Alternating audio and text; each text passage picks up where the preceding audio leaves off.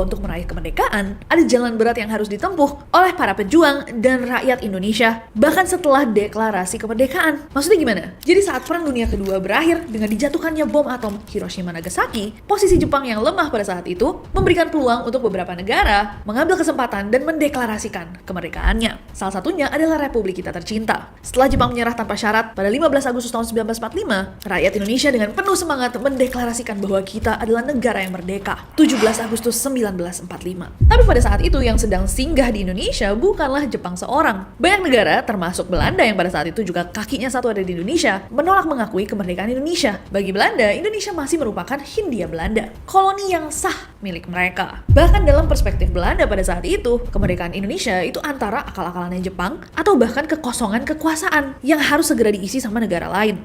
Cocoknya sama mereka. Kalau kalian ingat, di Perang Dunia Kedua ada dua kubu di dunia ini, pihak sekutu sama pihak poros. Pihak sekutu termasuk Belanda melalui NICA, NICA, ketika Jepang kalah, bilang sama pihak Jepang, tolong dong jaga status quo di Indonesia sampai pasukan sekutu tiba. Jangan diserahkan kekuasaan negara itu kepada pemerintahan baru mereka. Tahan aja dulu, sebentar lagi kita datang untuk menguasai Indonesia. Tentunya ini bertentangan sama keinginan rakyat Indonesia yang pada saat itu sudah memproklamasikan bahwa kita telah merdeka. Akhirnya ketika para sekutu ini tiba, rakyat tentunya nggak cuma diam guys. Para pahlawan dan pejuang, semua yang mengangkat senjata. Mereka nggak akan berhenti memperjuangkan kemerdekaan yang baru saja dengan susah payah mereka proklamasikan. Dan ketika para sekutu balik, pecahlah beberapa pertempuran yang sangat sengit di kota-kota di Indonesia, salah satunya di kota Medan. Dan inilah yang dikenal dengan nama Pertempuran Medan Area. Menurut komparan sejarah dan sosial, pasukan sekutu yang waktu itu melawan Jepang, Amerika Serikat, Inggris, dan Uni Soviet berencana untuk mengelola wilayah-wilayah bekas jajahan Jepang. Salah satunya adalah Indonesia. Nah, Belanda itu adalah salah satu dari blok sekutu. Mereka tahu bahwa Indonesia itu udah lama diatur sama Belanda. Jadi pihak sekutu membuat AFNI, Allied Forces Netherlands East Indies, yang bertugas untuk menerima penyerahan kekuasaan dari tentara Jepang tanpa syarat, membebaskan tawanan perang sekutu, melucuti dan memulangkan tentara Jepang balik ke Jepang, menegakkan dan mempertahankan keadaan damai, serta menciptakan ketertiban dan keamanan, dan terakhir mengumpulkan keterangan tentang penjahat perang untuk kemudian diadili sesuai hukum yang berlaku. Tapi ternyata secara diam-diam, 24 Agustus tahun 1945, Inggris sama Belanda itu juga bikin sebuah kesepakatan yang namanya Civil Affairs Agreement, yang isinya adalah Inggris akan mengatur penyerahan kembali Indonesia kepada Belanda, khususnya yang menyangkut daerah Sumatera, dan urusan pemerintahan sipil itu juga akan diserahkan ke NICA, NICA, Netherlands Indies Civil Administration, lembaga Belanda yang emang dari awal itu dibentuk untuk mengembalikan kekuasaan kolonial Belanda di Indonesia. Simpelnya, mereka akan membantu Belanda untuk memastikan bahwa Indonesia adalah negara di bawah jajahan Belanda. Nah, di Indonesia sendiri, tanpa mengetahui semua hal ini, tanggal 27 Agustus tahun 1945, rakyat Medan akhirnya mendengar kabar bahwa Indonesia telah merdeka guys, atau memproklamasikan kemerdekaannya. Berita tersebut langsung disampaikan oleh Gubernur Sumatera pada saat itu, dan begitu kabar itu tersebar, Medan itu bergemuruh.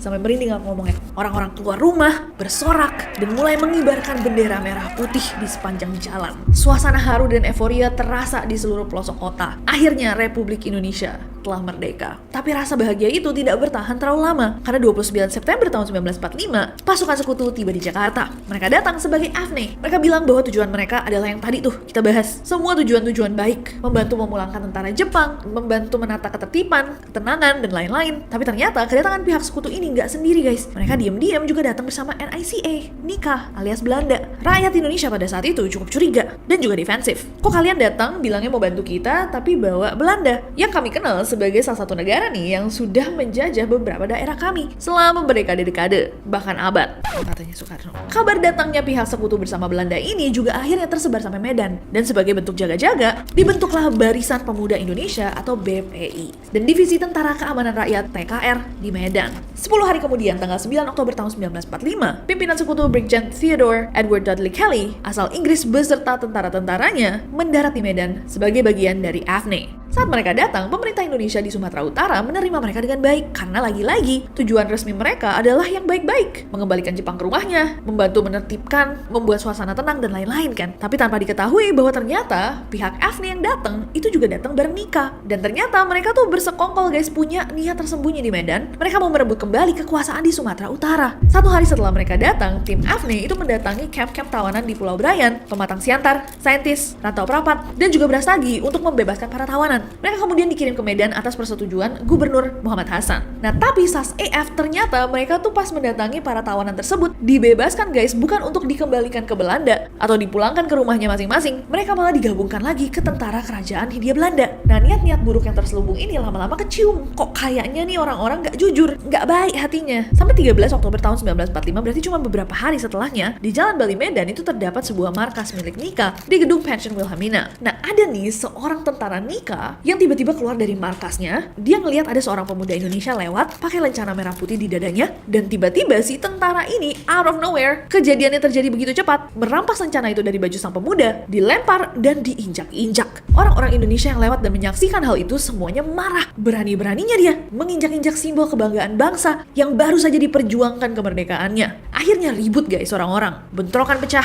dan terjadi keributan antara pemuda-pemuda Indonesia dan pasukan Nika. Situasi dengan cepat semakin parah, berubah menjadi pertempuran terbuka. Pertempuran yang akhirnya mencatat 7 orang pemuda gugur, 7 orang Nika tewas, dan 96 tentara Nika lainnya luka-luka. Berita tentang pertempuran ini menyebar, ketegangan pun naik, dan seolah cover mereka memang sudah terbuka aja, beberapa tentara sekutu udah gak peduli sama kebohongan yang mereka bawa. Mereka mulai menurunkan bendera-bendera Indonesia yang terpasang di gedung-gedung pemerintah. Sebagai balasan, para pemuda Indonesia menyerbu gedung-gedung itu dan mencoba menghentikan dengan kekerasan orang-orang yang mencoba untuk melucuti bendera Indonesia. Pertempuran pun semakin besar, menjalar ke kota-kota sekitar kayak Pematang Siantar dan Brastagi, dan tanggal 15 Oktober 1945 terjadi sebuah insiden bersenjata di Pematang Siantar, terkenal dengan nama peristiwa Siantar Hotel. Di depan sekolah Timbang Galung yang dijaga sama para pemuda, tentara sekutu dan juga Nika melakukan provokasi bersenjata. Sedangkan pasukan TKR, Laskar dan para pejuang lainnya mulai menyerbu pasukan sekutu dan Belanda di Hotel Siantar. Korban mulai berjatuhan guys, 17 orang tewas dan 27 orang ditawan dari pihak sekutu dan Belanda. Sedangkan dari pihak Indonesia, 2 orang gugur, M. Daraja Guguk dan Ismail Situmorang, serta puluhan orang lainnya luka-luka. Situasi pun semakin memanas guys. 3 hari kemudian, tanggal 18 Oktober 1945, Brigjen Kelly itu mengeluarkan sebuah ultimatum. Ultimatum dalam bentuk pamflet yang disebar sama tentara sekutu. Di ultimatum tersebut tertuliskan bahwa mereka melarang orang Indonesia atau rakyat memiliki senjata api. Semua senjata api harus segera diserahkan ke tentara Inggris.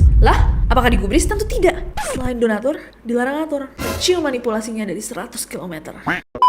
Malah Kasman Singodimedjo dari markas besar TKR mengeluarkan pengumuman untuk memobilisasi umum wilayah Medan dan sekitarnya. Ajakan total untuk semua pemuda, semua rakyat di Medan agar bersatu dan angkat senjata melawan musuh. Singodimedjo. Rakyat pada saat itu guys berduyun-duyun turun ke kota Medan memenuhi panggilan tersebut sampai pertempuran kembali pecah. Pasukan Inggris mulai kewalahan. Bukan saja mereka kesulitan untuk menguasai Sumatera Utara, tapi dilawan sama orang sebanyak itu yang terpanggil untuk berjuang bagi Republik Indonesia. Dari daerah-daerah pedalaman semuanya turun. Dan pertempuran pun terus berjalan. Semakin lama, tentara sekutu semakin sadar nih, waduh, powernya rakyat Indonesia nih masif. Gongnya, tanggal 1 Desember tahun 1945, pihak Belanda dan sekutu memasang sebuah papan bertuliskan Fixed Boundaries Medan Area. Ditaruh sama mereka di beberapa sudut di pinggir kota Medan yang menunjukkan menurut mereka daerah kekuasaan mereka. Bertindak sepihak guys, gak ngomong-ngomong tiba-tiba mereka kayak, oh ini area kita ya by the way. Dan gilanya ketika mereka bilang itu daerah mereka, siapapun yang mendekat atau melampaui daerah mereka itu tanpa segan ditembak dan dihabisi. Dan dari keputusan itulah istilah Medan Area mulai dikenal luas. Fixed Boundaries Medan Area ini seolah dibuat sama mereka menjadi pangkalan-pangkalan militer mereka. Dan pada poin itu, pihak sekutu dan Belanda sudah beraksi seperti penjajah dalam medan perang. Mereka menggerebek rumah pemuda, menyita senjata, merebut gedung-gedung pemerintahan, pegawai republik diusir dari kantornya sendiri. Kampung-kampung di luar batas Medan Area itu ikuti teror. Apakah rakyat Medan diam saja? Tentu tidak. Mereka melawan. Para pegawai menolak keluar dari kantor. TKR dan Laskar Rakyat mengepung gedung-gedung yang diambil paksa. Dan melihat rakyat yang siap bertarung, tentara Inggris sempat panik dan menembak membabi buta. Para pemuda dan TKR tidak takut juga guys. Mereka tidak diam. Mereka malah mendekat, melempar granat botol, menyebabkan kebakaran hebat. Kejadian ini menewaskan beberapa tentara Inggris, dan dari pihak Indonesia ada seseorang yang terluka. Keesokan paginya tanggal 2 Desember 1945, tentara sekutu melakukan penggerebekan besar-besaran ke titik-titik konsentrasi para pemuda. Tapi malam harinya, giliran TKR dan juga Laskar yang membalas. Mereka menyerang asrama dari tentara-tentara Nika dan Inggris, sampai para tentara itu tidak bisa tidur selama 3 malam. Tanggal 10, Sekutu dan Nika melancarkan operasi militer besar-besaran. Mereka mencoba untuk menghancurkan kekuatan TKR di daerah Trapez Medan, dan mulai menyebut para pejuang kemerdekaan sebagai ekstremis teroris teroris dan lain-lain. The audacity. Rakyat tidak tinggal diam, para pemuda melawan, bahkan mereka sempat menculik seorang perwira Inggris yang pangkatnya lumayan tinggi. Dan peristiwa ini membuat Jenderal Ted Kelly super marah. Dia kembali mengancam rakyat Medan untuk menyerahkan senjata mereka, tapi kali ini dengan ultimatum siapapun yang tidak mengikuti aturannya dia akan ditembak mati.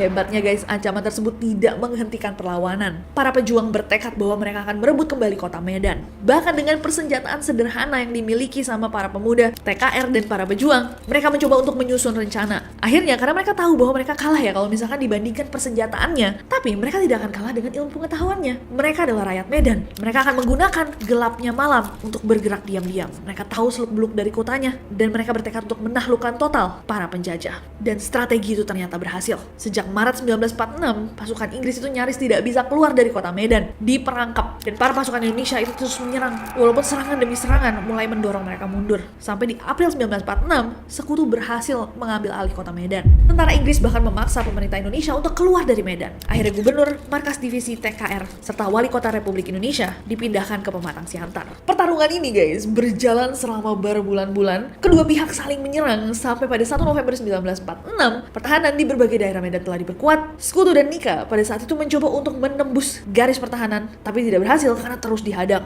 Karena geram, jam 11 siang pasukan Nika membakar hampir seluruh kampung jeruk di kawasan Padang Bulan, kota Medan, menyebabkan rakyat Indonesia itu mengalami kerugian yang lumayan besar. Tanggal 3 November jam 10 pagi, akibat pertarungan yang sudah berjalan berbulan-bulan dan semakin parah, direncanakan untuk ada perundingan gencatan senjata. Tapi saat itu, pasukan Republik Indonesia telah siaga. Mereka berbaris di balik barikade-barikade yang memproteksi kota Medan, penuh harap, tapi tetap siap kalau misalkan ternyata pihak sekutu, Belanda, atau Nika lagi-lagi tidak bisa dipercaya dan menusuk mereka dari belakang. Kan niatnya baik ya untuk melakukan gencatan senjata nih. Setelah pertarungan selama berbulan-bulan, kedua pihak juga membutuhkan. Tapi bener aja dugaan para pejuang guys. Jam 9:35, sebelum perundingannya sempat dimulai, tembakan meletus. Pasukan Nika di Medan Barat melanggar gencatan senjata dengan menembakkan senapan mesin dari arah Jalan Binjai. Dan itu bukan satu-satunya. Sampai sore hari pelanggaran demi pelanggaran, jadi mereka terus saja nih menyerang sampai 7 kali dalam sehari. Tembakan senapan, dentuman meriam, dan ledakan senjata lainnya mewarnai langit kota Medan pada hari itu. 5 warga sipil dan seorang pejuang Laskar Rakyat jatuh sebagai korban. Dan ibarat kata kayak nggak bisa diajak berunding. Akhirnya perundingan antara Indonesia dan Belanda tentang gencatan senjata itu juga tidak pernah terrealisasikan. Kedua pihak bersikukuh dengan posisi masing-masing, nggak ada yang mau mengalah. Dan karena nggak ada kesepakatan, pertempuran kembali berkobar. Baku tembak yang terus terjadi di Indonesia pada saat itu nggak cuma di Medan, di tempat-tempat lain juga mengakibatkan banyak sekali nyawa melayang. Sampai akhirnya 12 Februari tahun 1947, melalui RRI Yogyakarta, pemerintah pusat Republik Indonesia mengumumkan perintah ke seluruh penjuru tanah air bahwa terhitung tanggal 15 Februari pukul 00.00 seluruh angkatan darat, laut, udara, serta seluruh laskar dan barisan perjuangan untuk menghentikan baku tembak. Dan 15 Februari 1947 pukul 00.00 akhir pertempuran di Medan Area juga ikut berhenti. Saat itulah pihak Medan dan Belanda kembali berunding supaya bisa menetapkan batas wilayah sekitar Medan. 10 Maret 1947 perundingan dilanjutkan dan akhirnya sudah ditetapkan nih garis-garis batas yang mengelilingi kota Medan dan koridor Medan Belawan, jalur yang menghubungkan kota Medan dengan pelabuhan Belawan. Disinilah momen yang menandai berakhirnya pertempuran di Medan Area. Dimana pada tanggal 14 Maret 1947 dimulailah pemasangan patok-patok atau garis batas yang memisahkan antara wilayah kekuasaan Indonesia dan juga Belanda. Walaupun guys, kesepakatannya itu masih bikin berantem kedua belah pihak. Sampai pada tanggal 21 Juli 1947, Belanda melaksanakan lagi agresi militer Belanda 1, dilanjut lagi ke agresi militer Belanda 2, dan kebayang gak guys sepanjang apa pertempuran ini berjalan, sampai akhirnya PBB harus turun tangan, meminta Belanda untuk berhenti. Sampai akhirnya Belanda secara resmi mengakui kedaulatan Republik Indonesia pada 27 Desember tahun 1949 saat konferensi Meja Bundar. Perang dan perjuangan yang sangat panjang sampai akhirnya Indonesia benar-benar diakui kemerdekaannya. Jadi kita dapat bayangkan apa yang dulu harus diperjuangkan di Medan. Dan untuk mengenang sejarah pertempuran Medan Area, dibangunlah monumen penanda perjuangan, yaitu monumen pertempuran Medan Area atau Tugu Apollo. Tugu Apollo bisa kalian temui di Jalan Sutomo atau Jalan Veteran Medan untuk kalian yang mau pay respect, melihat simbol perjuangan dari para laskar rakyat dan para pahlawan yang bertempur mempertahankan kemerdekaan Indonesia. Selain itu ada juga Tugu Juang Trepes di Desa Kuta Tengah Medan. Tugu ini adalah bangunan di mana markas TKRB berada yang akhirnya diambil alih sama Belanda. Dan katanya ada beberapa titik di Medan sebagai peninggalan yang disebut Tatengger. Bener nggak ngomongnya Tatengger? Coba teman-teman Medan boleh koreksi aku di bawah. Tatengger ini adalah batu-batu yang bertuliskan peristiwa tertentu seperti awal mula terjadinya pertempuran, jumlah korban, dan sebagainya. sebagainya yang berhubungan sama pertempuran medan area. Dan dengan bahasan kita hari ini guys, semoga ini menjadi pengingat juga, pas banget nih di bulan Agustus, bahwa kemerdekaan Republik Indonesia yang kita rasakan hari ini tidaklah mudah untuk didapat. Banyak nyawa yang melayang, dan kemerdekaan kita lahir dari hasil pengorbanan dan perjuangan gigih para pejuang bersama rakyat dari tahun 1945 sampai 1949. Dan semoga yang teringatkan bukan cuma kita ya guys sebagai rakyat, tapi juga orang-orang di atas sana, mereka yang duduk di kursi-kursi penting pemerintahan, agar kembali teringatkan bahwa jabatan mereka adalah tanggung jawab yang luar biasa besar. Bukan cuma untuk rakyat saat ini, tapi juga para pejuang yang kehilangan nyawanya mempertahankan kemerdekaan.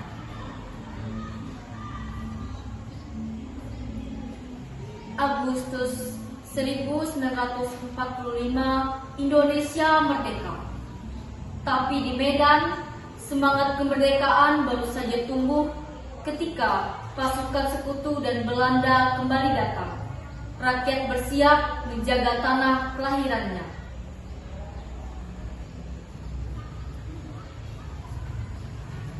Amir, lihat bendera merah putih dikibarkan di lapangan. Ya Amira, tapi mereka belum sepenuhnya aman. Aku dengar pasukan sekutu akan mendarat lagi di belakang. Rakyat Medan bersatu. Mereka tak ingin tanahnya diinjak lagi oleh penjajah.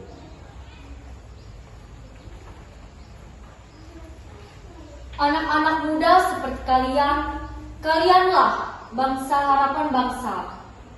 Jangan biarkan semangat ini padam. Kami siap, Kapten. Apapun yang terjadi, kami akan mempertahankan kemerdekaan ini. Hari itu, udara Medan terasa berbeda. Bukan sekadar hangat oleh mentari, tapi membara oleh semangat perjuangan.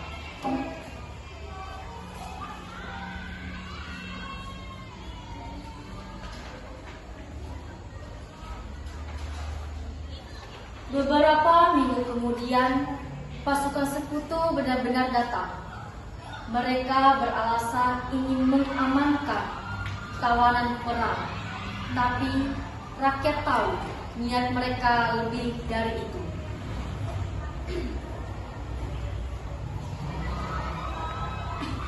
Kami datang untuk menertibkan, bukan berperang. Menertibkan? Tidak. Kita kembalikan kekuasaan. Semua bendera merah putih harus diturunkan. Tidak. Kami sudah merdeka. Pergi dari sini. Tidak akan, ini tanah kami. Kami sudah merdeka. Pergilah, kami tidak butuh penjajah lagi. Kalian tidak mengerti. Aku hanya menjalankan perintah. Diam, Grip. Serang mereka jika melawan. Suasana tegang. Di mata rakyat, mereka melihat kembali bayangan masa lalu. Penjajahan yang hendak datang lagi. Tapi kali ini, mereka tak akan diam. Malam itu, di sebuah rumah sederhana, para pejuang muda berkumpul. Tanpa senjata canggih, hanya semangat dan bambu runcing di tangan.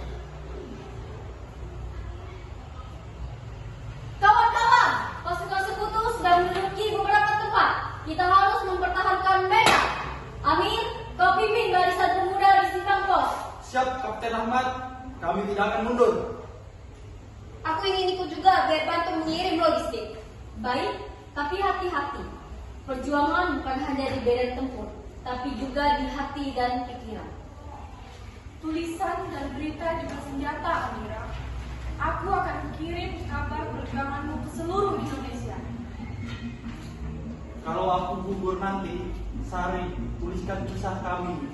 Biar anak cucu tahu, kemerdekaan ini tidak datang begitu saja. Aku janji, Amir, setiap tetes darah kalian akan kutulis menjadi sejarah.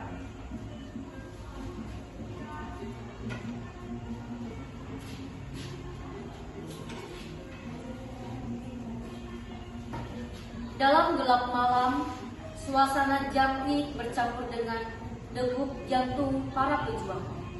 Mereka tahu besok mungkin salah satu dari mereka tak akan kembali.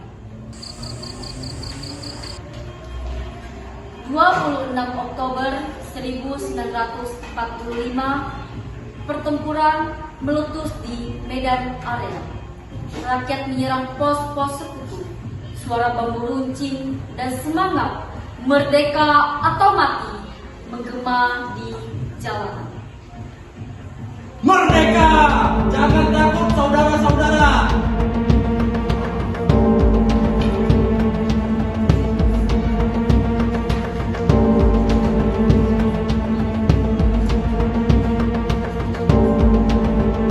Bertahan! Lindungi rakyat sipil! Amir, hati-hati, dari kiri ada serangan. Kapten, mereka bukan tentara, mereka rakyat biasa. Hancurkan semua, Belanda harus kuasa kembali. Kapten, cukup, mereka hanya ingin mempertahankan tanahnya. Pengkhianat!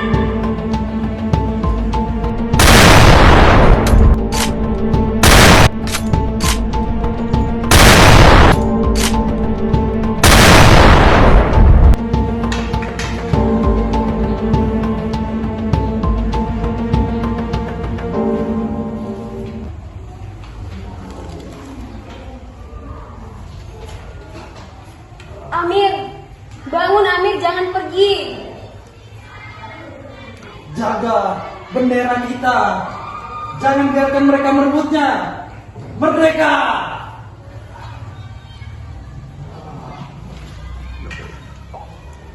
Langit medan sore seakan berwarna merah, tapi bukan senjata, melainkan darah para pejuang yang gugur untuk merdeka.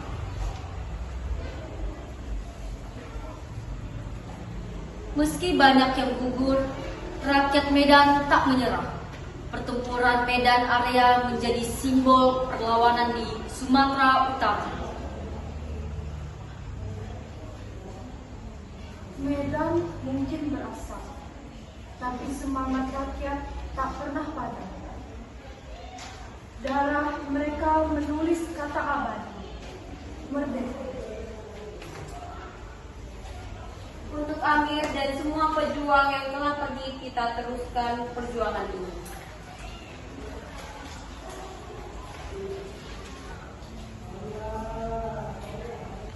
Mungkin kalian benar, kemerdekaan memang tak bisa dipadamkan dengan senjata. Selama merah putih berkibar, kita akan tetap berdiri. Merdeka! Merdeka!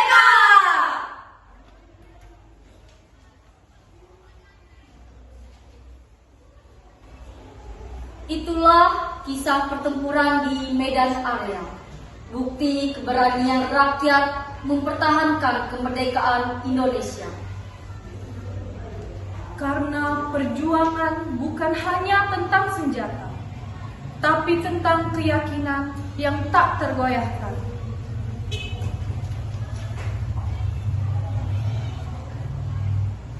Tentang keberanian melawan ketakutan meski tahu nyawa taruhannya.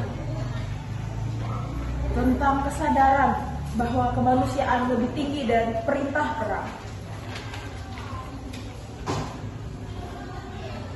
Tentang semangat yang tak pernah padam meski tubuh hancur dan waktu berlalu.